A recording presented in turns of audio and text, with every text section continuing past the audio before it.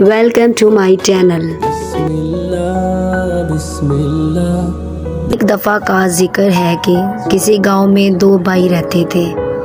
ایک بھائی بہت نیک تھا، وہ ہر کام بسم اللہ پڑھ کر شروع کرتا اور اپنے بھائی کو بسم اللہ پڑھنے کی تلقین کرتا۔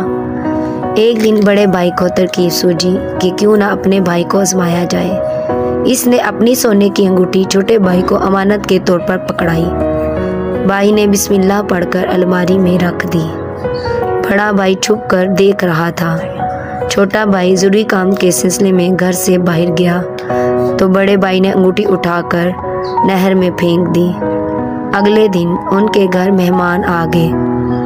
چھوٹا بھائی نہر پر گیا اور بسم اللہ پڑھ کر مچھلی کو پکڑا اور بسم اللہ پڑھ کر مچھلی کو کاٹا تو مچھلی کے پیٹ سے انگوٹھی نکل آئی۔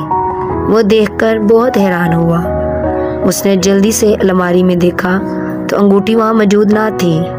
چھوٹے بھائی نے مہمانوں کو کھانا پیش کیا اور بڑے بھائی نے اپنی انگوٹھی مانگی۔ چھوٹے بھائی نے الماری سے نکال کر دی۔